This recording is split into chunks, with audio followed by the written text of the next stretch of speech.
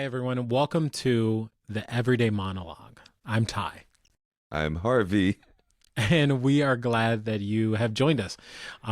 We decided to do this podcast because we enjoy talking about topics, and this is a podcast about something. Yeah, So yeah. that's what it is. That's it. That's it. That's it. So let's get straight into it. Time to get real. Harvey has had a burning question that's been, I think, on everybody's mind, not just for me, but I think on everybody's mind, Yeah. on a good topic of Yeah. topic of discussion. Luigi. The Luigi Mario Mansion. brother. Yeah. I don't even play Mario Brothers. I don't even know how Mario Brothers work. Oh my I god. don't know what they do in it. I see the commercial. I'm like, they had a movie, and I'm like, Mario Brothers has a movie? Yes.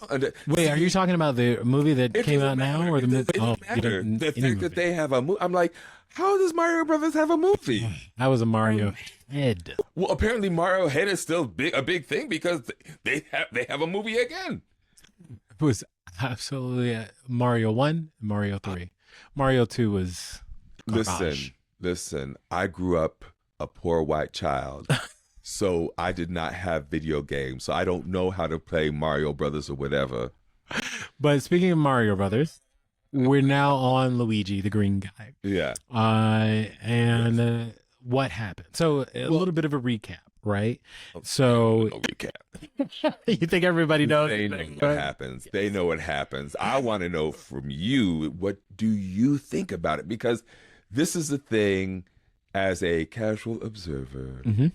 since I no longer watch the news, and when I hear about it, whatever, I'm like, apparently he has broken the internet and the interweb because people are divided.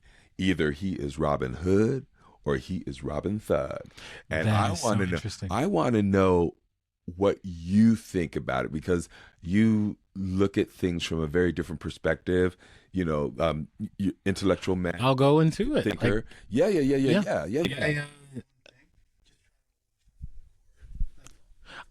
I particularly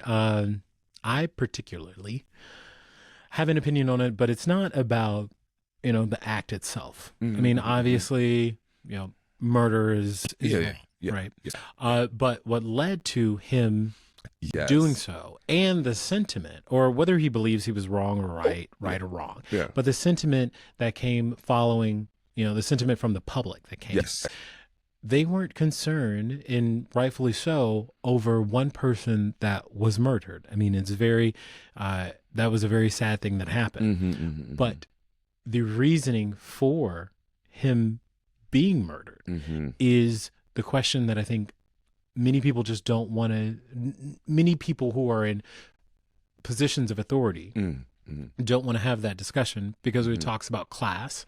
It talks a little bit about race. It's a lot about race. A lot about race. And it talks, just the state of our healthcare system now, Yeah. and how we're commercializing people's lives, not just their livelihood, but we're actually, lives.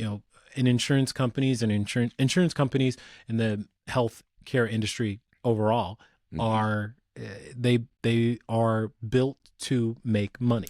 Yes. And that's inherently an issue, a conflict, because it's not just about making money, it's about the health of other Right. people. So until we Right. attack that, Right. and really kind of get that really have a real conversation about it, either on the federal level, as a country, in different states, in different communities, it's really going to be it's going to be hard to tackle.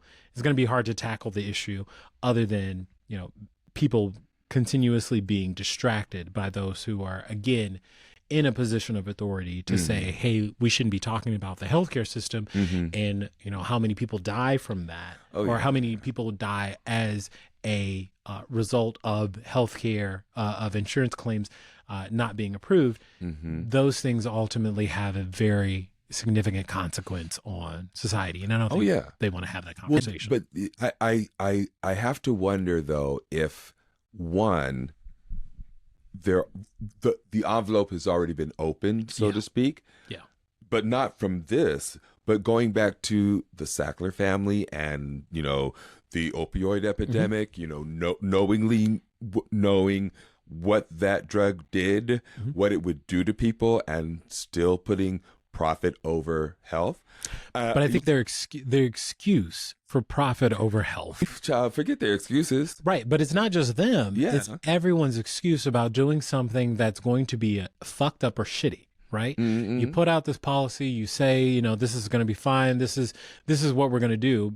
It's going to be A, B, and C, because other people who have put together that policy are leaning on that there are other fail safes, that there are other ways of stopping the bad thing that's supposed to happen or not supposed to happen. Yeah. And there just aren't those guardrails. Well, that's the thing. And I'm not gonna get specific, but remember what you said about fail safes and guardrails, because that's very relevant right now. It's very prescient, because things about to happen. Yes. But that's another podcast for that another is time. Another podcast. That's another podcast for another time. Well, okay. But I still want to dip my toe into dip your toe, because I want to come back to the medical thing. So the country where it is right now, we're post-election day. We're well post-election day. We're in December. We have yet to go through the inauguration. Right, but people are packing. So tickets have been bought. People should. You could get that island in Italy for $1. That Italy has said, "Come live in my city. Buy a house for $1. $1. It doesn't matter if you can ride a little bicycle. You can come move here, and it will be $1. We ain't got no income tax, child, because you ain't gonna be working, because you bought your house for $1.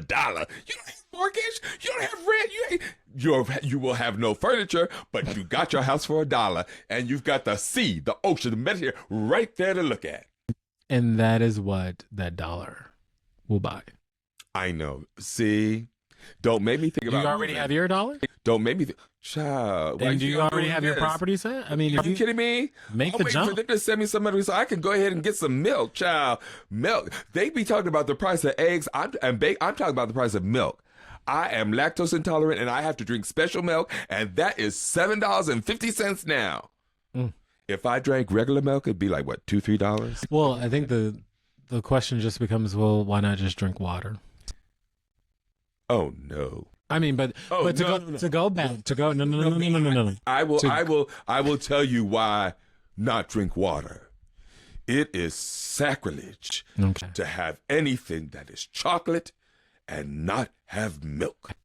I'm just saying. I have my chocolate chip cookies with M&Ms. I have milk. I get me a chocolate cheesecake. I have milk. I have me my chocolate frosted Pop-Tarts. I have milk. Milk is a must for chocolate. That's why they call it milk chocolate. They don't call it water chocolate. They call it milk chocolate. See, that's why you have milk and not water. You're trying to put water in your cereal. You have some Honey Nut Cheerios with some water versus some milk, and tell me how Honey Nut they taste. Right. So to go to a hard transition from that to January 20th. No. Oh, yeah. This is him dipping his toe. Yes. This is a dip the toe, not a full on contact. It's just a dip the toe. Just a dip in And the when toe. he says he's going to dip the toe, that's what he means. If I say dip the toe, that means I'm going to be talking for another 20 minutes. Go ahead. So January 20th is coming. Yes. And the Trump administration, the new incoming Trump administration, is preparing. And those who are on the other side or the opposite side, or those who believe that there are going to be some issues, should be preparing themselves. So my anxiety and angst does not come from is not sourced from the election. From the election. If you whether or not you believe that whatever you thought the election outcome was going to be, it is what it is, and we are where we are. Yes. My anxiety and more fight or flight is going to kick in. My preparation is now, but my fight or flight is going to kick in January 20th. When you see when you're prepared, but you're seeing the actual policies. And that hand is on the Bible. Yes. So January 20th through February, we're going to have some very. I don't think he uses the Bible. I think he just uses the art of the deal. The art of the deal. The art of the deal. Because no. He's got those new Trump Bibles. He'll use one of those. My goodness. He'll use one of those. I wonder if he's actually going to use the Trump Bible. They may have sold them out. You know there's going to be commercials during the inauguration about buying your Trump Bible. You know that's going to be. You already, listen. I wonder if it comes with his signature already inside. His autograph. Oh my goodness gracious, child. Well, what a photo. All you got to do is do this. Because I'm like. Somebody out there has bought the Bible. Oh, no. I would love. Several of those out there have bought the Bible. I would love to see it here. Just like how he sold the NFTs and everything. Mm-hmm. I'm like, you are going to pay for a digital piece of art? It's amazing how much money this guy is bringing in from. They love him. Unconventional ways. They love him. When you have a fan base, which you plan to have, when you have a fan base, you can sell your merch and make your money, no matter how ridiculous it is. I'm just saying. Elected officials and merch. We've gotten to the point where elected officials are praised way too much. Yes. These people are doing their jobs. I've always seen it that way. Yes. Government, you go. You do a job, you come home. Exactly. There is no... We shouldn't be praising these folks beyond for just being themselves. We can talk about great policy that they've done, that they've pushed, that they legislation that they've done, but no, the idea of setting an elected official idolizing, yes, putting them on a pedestal. It's just not.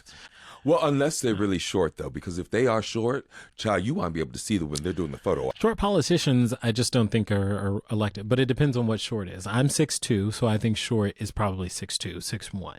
But for regular people out there, they probably think, what is short? 5'6"? 5'6". For a guy, 5'6", 5'7". 5'7"? Yeah. That would be short-ish.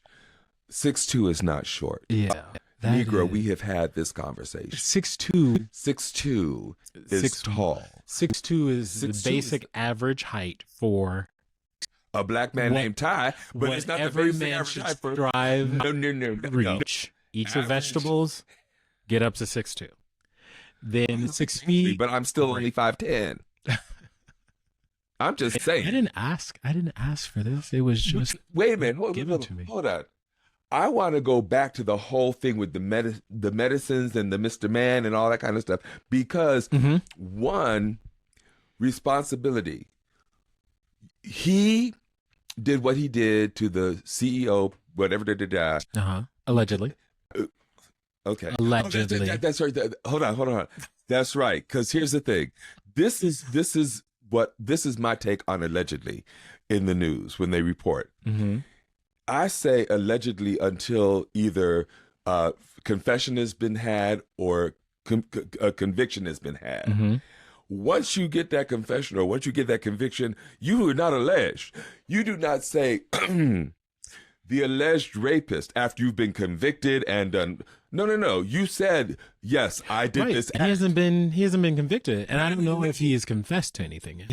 Are you kidding me? He pled not guilty. He pled not guilty probably because he think he insane, but it doesn't matter. He more than certainly acknowledges that he done killed that guy.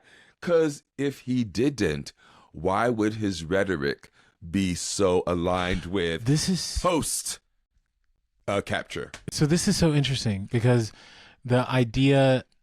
So I don't really like that he murdered someone, or he allegedly murdered someone. And it's instead of it being treated like a typical murder case. Yeah.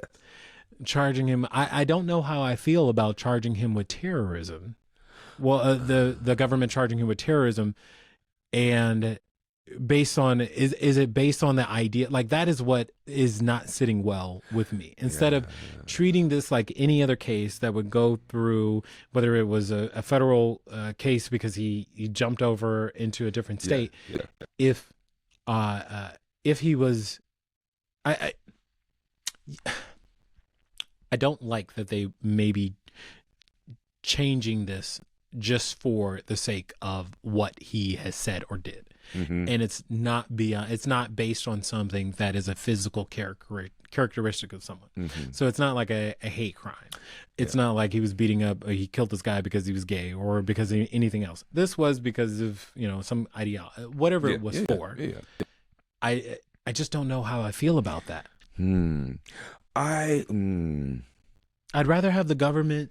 I'd rather have the government to say that this is a murder case. Maybe it is now a federal murder case, and it should be tried accordingly. But to go above and beyond, I don't know if I could. Terrorism? Okay. If I were to like look in the broadest sense, and I have not read any manifestos. I did not read the words that were on the bullets, or because apparently there were words on the bullets as well. I didn't, so I don't know that part. I know that he had apparently he had some back pain issues, whatever. When it went to file, blah blah blah, was denied, something like that, right?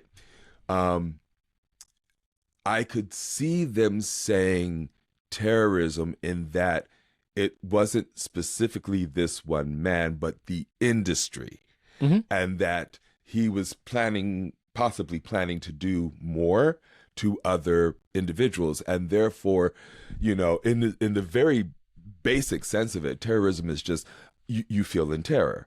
And so if you have somebody that's like, it's like a serial killer. I don't know if this person is going to come into my area, my space, whatever, and try to kill me. Now, you bring up a good point in that, do we now look at serial killers differently and say, hey, you terrorized this group of people, this community, this town, whatever, because we didn't catch you yet, and you've already killed 7 people, okay? Is it terrorism because the people that are being affected psychologically, emotionally, whatever, because they feel that they can't go outside their house because you might shoot them? Like, is that terrorism? And there are people who probably could be like, yeah, we can thread that needle. I don't know. Yeah, that's the point. That's the idea. It's a slippery slope. I don't like threading a needle. I don't like. Child, you don't like sewing at all. We could. I don't even know if you know how to sew. I don't. I have a button that's on my shirt right here. I made a pillow. Well, then, see, you know how to sew. In summer camp. Child, that was just last year. What you mean summer camp? That was just. I saw your Instagram. That was just last year. I made a pillow. It was amazing. I do not have it. It was very cheaply made. I will say this about that. About my cheaply made pillow? No. When one of the things that I found interesting, and I know that it's been said before, and I know that I'm not alone in thinking this, but it's been interesting to see the difference between privilege and race and not. Many people have said, if this was a black guy, fill in the blank. Do you think, because I know where I stand, but do you think that one, that is a fair assessment to do the apple and orange and make them both apples or both oranges? Or are people reaching when they try to use that argument? Or like, is it valid? Is it valid? Because I mean, he is in jail. He was captured. He is going to be tried, but he also, had several days where he was not. He had several people in the public who saw him and chose not to turn him in. He has people that are, on his side yelling out the jail, free Luigi, whatever. So like, yeah, if he was a black man, what do you think? Well, that is a great question that we don't have to speculate about, because he is not a black man. So what I'm saying is, hypotheticals like that are like, I get it. We're doing it now, but it's like one of those that's like one of those personal things for me. Like I can never explain to someone when some racist shit happens to like a black person, to me or to you, and we could easily say this would have been different had this person been white. But then you get lost in a conversation about the differences, not based on what the action, the actions, or the individual, or the individual who caused the actions. But now you're debating the issues between, you're debating criminal justice, and you're debating criminal justice reform, which is ultimately the question. But right? That's what I'm asking you, because I mean, that's the thing when we have these conversations around race, and people say, okay, yes, hypothetical, and this, that, and the other, you, this, da da da, equality, no equality, all of that. All of that is fine and well and good, but there have been real world experiments as well as real world examples where everything was identical except for the race. Yeah. So we already know that part of it. So I understand we have to suppose this, but if we are talking about change, awareness, acknowledgement, education, whichever word you choose to use, if we're talking about that, then I feel that we do need to have the conversation about the differences as opposed to the action, because we've already seen that the action could be the same thing and with two different outcomes. Yes. So this is where I want, when these things happen, like when these things that capture the nation's attention happen, people try to control the narrative. And when they try to control the narrative, they create other narratives. Yes. And those other narratives water down the main narrative. We talk, there's a school shooting. We talk about, we don't talk about gun laws. We don't talk about the safety of children. Now's not the time to have that conversation. Exactly. You have, and then there are so many topics that are brought up that the original point is diluted. Yeah. And so what I'm saying is, like, even having the conversation about what if this guy was black takes away from the fact that he murdered somebody. No, the fact that our healthcare system is fucked up. Oh, yeah. Like, he murdered someone, he murdered someone. Yeah. And allegedly. And what he murdered them for, like, that's the main conversation that we should have. Because you look at Fox News, and you look at conservative media, and they really push out this agenda of, people shouldn't be celebrating a murderer. And it's not a celebration of a murder or an alleged murder. It's the idea that he woke up something. He's the one that fought back. He stood up and fought against the man. Yeah. And we are the man. In a way that I will say that when people are pushed, and I mean this as a personal thought. Well, I would hope you don't have personal thoughts. Child, you can't have my thoughts because I'm me. I'm me. There you go. As a thought, well, shit, I forgot my thought now. Oh, no, I'm sorry. You sound like me. I got interrupted in speaking, and then I lost my train of thought. Child, you know better than to ask me, because I have no idea. No, I got going. Yeah. But and honestly, I can't remember the point that you were getting to, but it was going to be good, though. Oh, like, it was going to be an excellent point. I was building it up. If you only could read his CV, and you would, 27 pages long. People don't even know what a CV is. It's like, well, yeah, CV is fancy word for resume, but curriculum vitae. Yeah. Curriculum vitae. Yes. And for me, I don't think anybody will ever see my resume. Yeah, you will. No. The Google works. The Google works.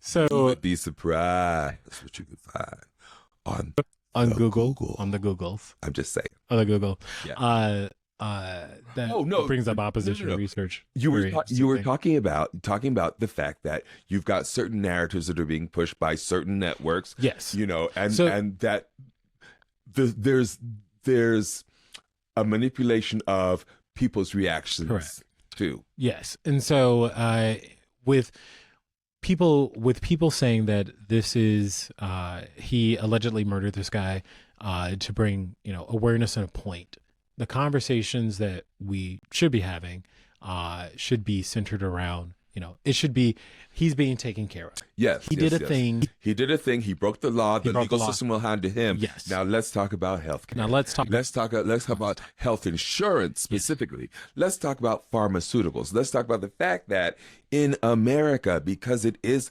about capitalism at the end of the day.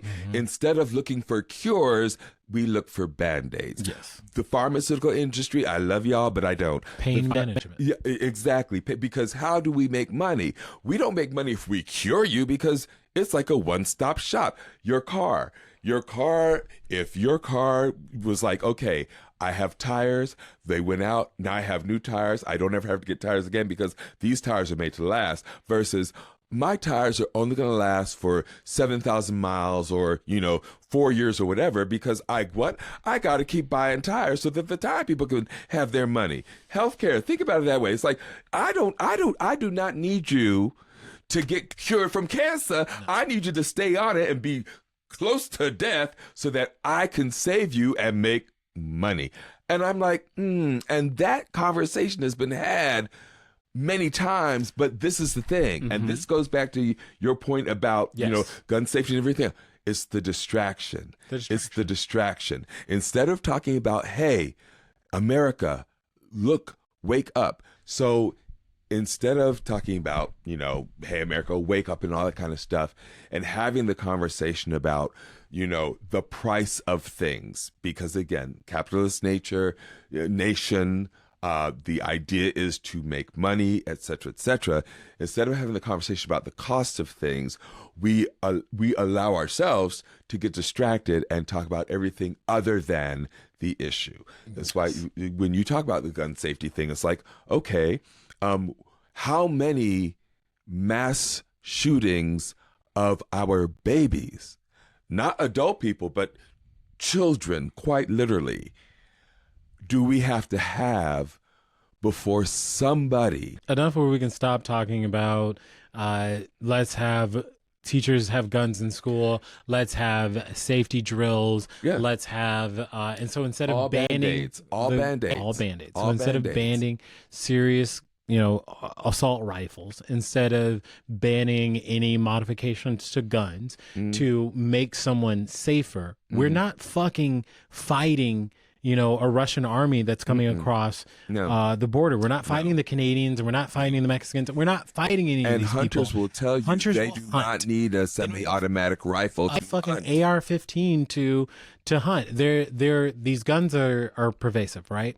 And they're in inner cities. They're being used by people who aren't hunting. They're being used in crimes. So, the argument around school safety, we've already done it. We've already been distracted by it. So now we're talking about the Second Amendment and people's ability of regulate, or the government's ability of regulating arms. Yes. And I am not like a constitutionalist scholar, whatever, but my understanding of when people interpret the Second Amendment, they forget to add, well-regulated militia. It's you have the right to bear arms, and then there's that part. Because when it was written, we didn't have a police force. It was militias that protected their territories, their states, their plantations, their cities, whatever. I like to call them gangs. I saw the Gangs New York. I actually liked that movie. They were their modern day gangs of like, this is our community and this is what the Constitution did was it said, we will give you the right to be armed so that you can defend yourself. But that was with a purpose. Yes. And people have bastardized and, transposed and infused their own... Because they believe some liberal cuck is going to come and change their child from male to female and... In second grade. In second grade. In the course of an hour. It's like, I went to lunch and I came back, Wendy, and I was Will before. Yes. That's what we're talking about. I shake my head at that. They need to be able to shoot all of the people coming to I don't know what these fucking people think. I do not know. I don't know what they think, but it's real because it's real because it happened. 2016 happened and 2024 happened. Yes. And that's why it's real. This is something that I think all of us need to wake up with or wake up about. And that is, one, do not underestimate people. Two, do not belittle or disparage people of lesser education as opposed to intelligence, and do not marginalize people who have differing points of view, because at the end of the day, it's those masses that are going to be making decisions of how your life is conducted. And we saw that play out in 2015, 2016, because they used the language of the elite, socialist, communist. They used that to specific people who came from countries that was a real thing. And it doesn't matter whether or not it wasn't the truth. It doesn't matter, whether or not it was truly dissected by the media, which I'm not even going to talk about news. Sinclair owns how many news networks now? And Sinclair has an agenda. So I'm not going to talk about the news, because we already know that the news has a narrative. So there is you're correct. I've had this conversation. I've had a similar conversation just this morning with a friend of mine. He's very deep into democratic politics, and we are in the same party. I'm a Democrat.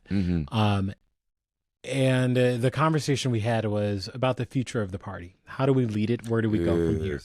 Right. And in a few weeks, the Democratic Party is going to have to choose a chairman to lead the party. And so when we think about how do we connect, we were having a conversation about how does the party connect with folks that were disillusioned, or people who supported Trump, or people felt like they were just out of the Democratic Party, they weren't a part of it. And so we identified a number of sectors of voters that we should concentrate on. Those who I think is a I want to say sleeping pill or some kind of a sleeping bomb or whatever it is. It's going to explode later. Yeah, they need to wake up. That the folks that did not vote. So there are folks that did not vote in the election because they did not like President Trump's attitude or whatever he did. They didn't like they got to Kamala's rhetoric, or they said, this is, I do not think that he's a threat to democracy, but I'm just not going to vote for him. She just can't win, but whatever. Whatever. And so those voters, I think, are a sleeping cell, because they may go through the next 2 years or 4 years, depending on what President Trump is able to accomplish, and say, hey, I sat out the last time. You all said that this was going to be some major shit that goes down. Nothing happened, and it was actually pretty great. So the next 4 years around, maybe I vote for his son. Maybe I vote for Vance. Maybe I vote for whoever, fucktard the Republicans are going to get up. Child. He's not going to have any more elections. He already said, if you vote for me now, then we don't need to have any more elections. I absolutely hate that shit. I thought that shit was the dumbest way of going about and talking to people about the election. And I'm just so passionate about it because it didn't speak to their real issues. It didn't speak to any real issues. This is the thing. This is part of why sad is not the right word, but this is part of why I get concerned about America, our direction, and our people. That is so great. Let me finish this because this is going to be very apropos of the conversation that. Just saying, honey. And so we were discussing, the types of voters that we would need to get, how they would need to be connected with, and what was the way of going about it. And I said to him, he's a little more left than I am. I said, this is the time where the party is going to be doing an introspective look at itself. Should be how we are connecting with those folks. And here's the difference between him and me, the left and the center. I'm left of center. I'm a centrist. Yeah. And so you look at that and you say, how do we reach those people, right? And there's elections and then there's governing. So the elections and the folks that govern the elections, where do you find your candidates? Do we go find a candidate that does not look like the community that they represent? Do we find a candidate that may be aligned with where the party is, but not be aligned with that district or community? That's going to be very tough. And I gave the example of, when the Democratic Party doesn't really become aggressive with where it would like to go, or at least the left wing of the party, not the left wing, but the left wing of the party, it leaves the door open for a centrist to come in. And I use the example of Rahm Emanuel, which sent him to the moon. But the purpose was you can replace Rahm Emanuel with anybody else. We're talking about a centrist who's going to be able to go in and say, hey, this is the politics of it.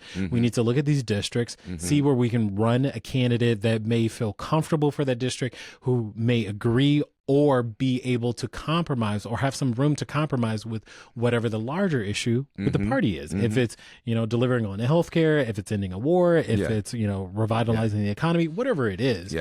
And being able to do that and pushing those people rather than the left part of the party that says, hey, we need to force you to not force you, but we're going to force this candidate on you that may not, represent your values. So, a person like a Rahm Emanuel will come in, or a centrist will come in and say, hey, this is how we need to change this.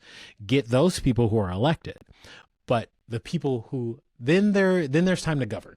Then there's time to govern, and you have to compromise. And that where C word. Yes, but when there isn't a transition, there doesn't seem to be a strong transition into the folks that we elect.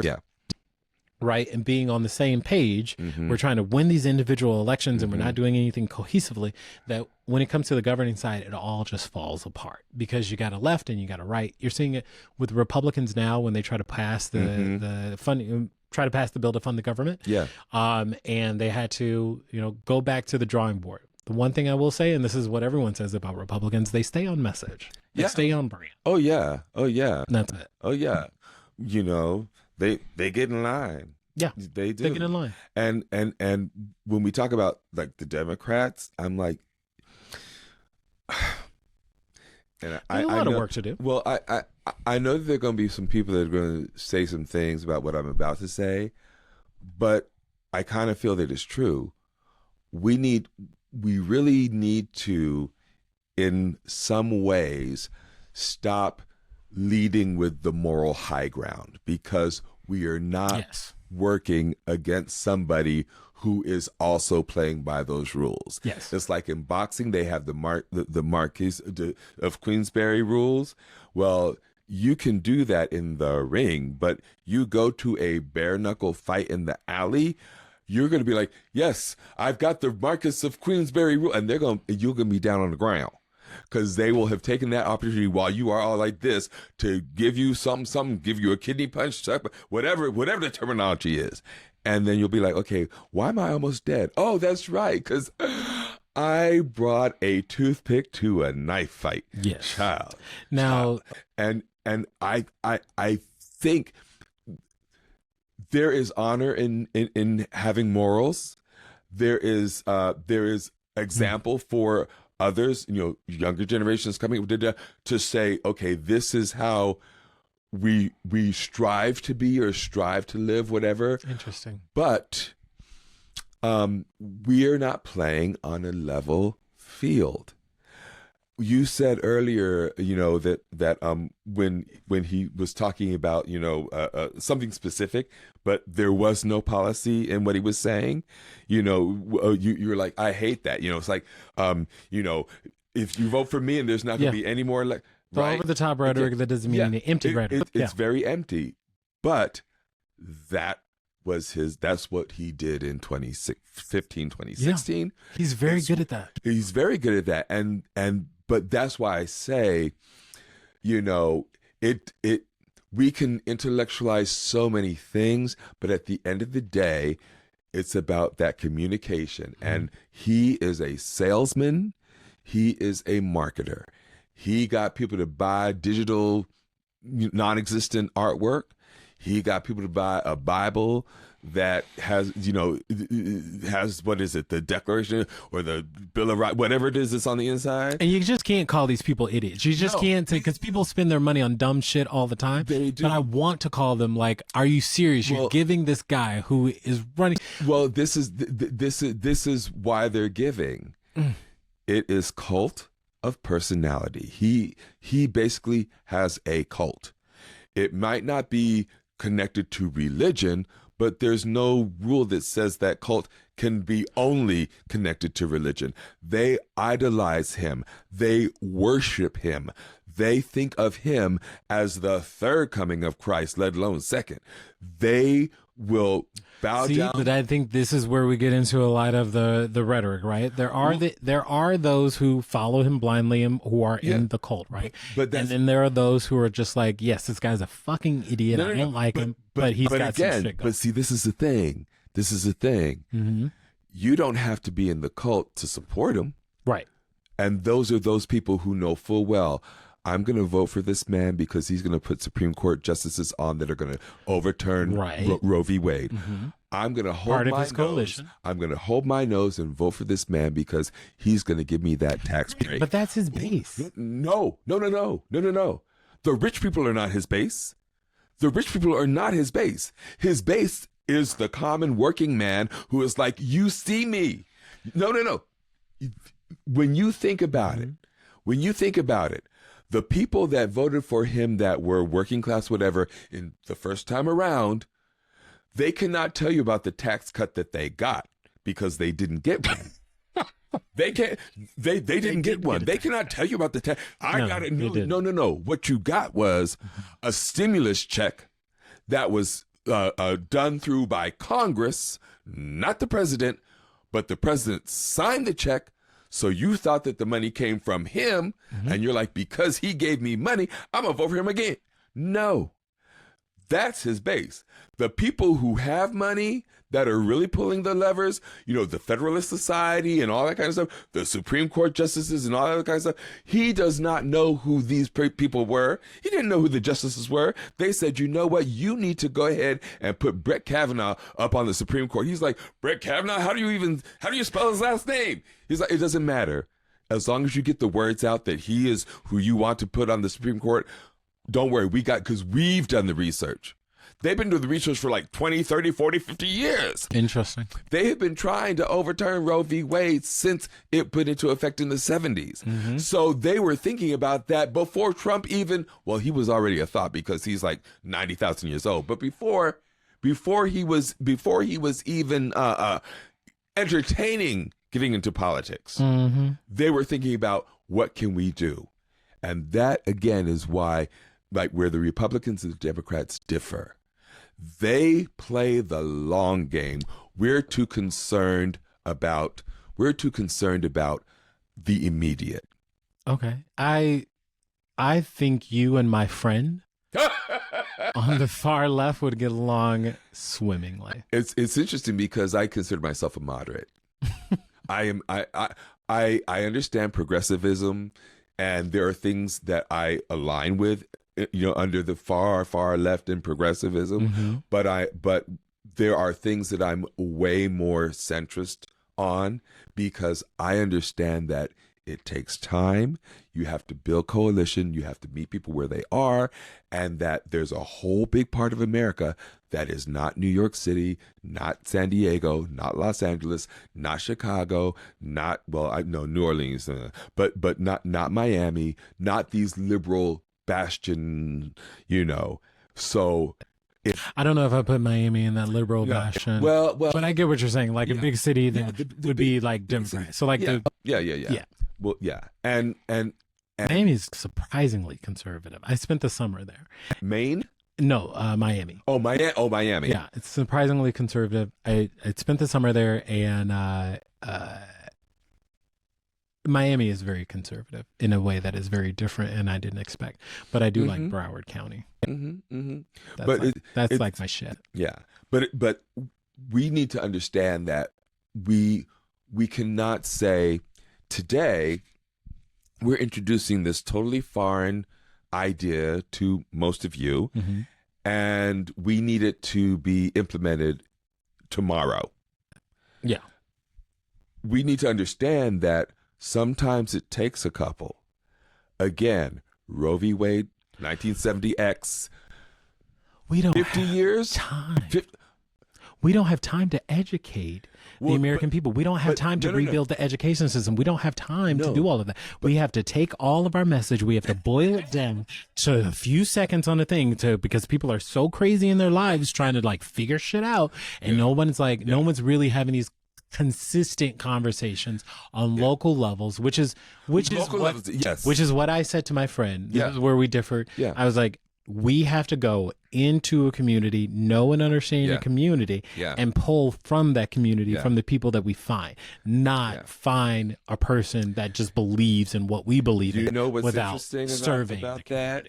When we start talking about, local community, whatever, before the age of the internet, there was public access TV. I'm not doing this with you. Going back to public access. No, I don't. Oh my goodness! It's the idea of. I'm saying. Thank you. I'm saying it's the idea of, because what? It's just like how newspapers once were. You had your local town Gazette, and then you had like the big papers that covered like the in-depth, your Times and the Post or whatever. It's the New York Times meant something. The LA Times meant something. Yeah. But the thing is that we've lost that town square. And what's replaced it has been this internet town square, but it's not a town square because it's global. So instead of talking to the people in your community that live next door to you, you're talking to people who are like-minded, because we don't want the toxicity of discussion as opposed to argument, two very different things. Mm-hmm. So we no longer get input from different perspectives around the same thing about issues that pertain to our specific lives locally where we live. Instead, we talk in broad brushstrokes about huge issues that are very divisive, and people already have their mind made up about one or the other, and it's never gray. It's never gray. It's always black and white, never gray. And the problem with that is that life is nuanced. Life is nuanced. Every situation has nuance to it. When you were talking about the shooter, again, he allegedly murdered someone, okay? But the whole discussion is nuanced, because why did he do it?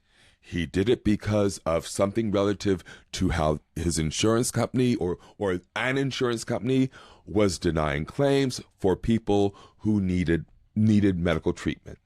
Okay? That's the nuance. And that's where it's like, okay, you know what? It's okay to disagree, but you bring up a point that I didn't think about, or I'm from this position because this is my truth and my reality. I have said to people, and I could be wrong about this, but this is part of what I believe. Truth is relative, because your truth is relative. Truth is relative. Your truth and my truth can be very different, because our life experiences are different. The truth, your perspective on the truth is different. Yes. Facts are one thing. You can't disagree about something that is a fact. That table is black or whatever, right? Fact. That's a fact. But my interpretation of that table might differ from your interpretation of that table. It's more like a noir. But yet, those are our individual truths. Yes. And so, I wish that when we have these conversations and discussions, regardless of who with, regardless of education level, regardless of any of those socioeconomic, boodly things, that we would be patient with each other and actually hear what each other is saying when we disagree, so that we can then work to understand how do we bridge that gap. And the reason why I get nervous about that is because the America that we're living in right now, they've tuned out to their opposition. Yes. We're not talking. And until we have that cross conversation, it's only going to get worse. Well, you heard it here. Harvey said it's only going to get worse. So That's out of context. I want to thank you all for joining us on the Everyday Monologue. This is a podcast about something. So you clearly saw that it was about something. Hopefully you got what we were saying. You probably did. But we will see you next week. Where we talk about something. Thanks. Yeah, that's what we do. That was fun. Yeah. Was really fun. Yeah. I got a lot of investment to do. Yeah. That was a lot of fun.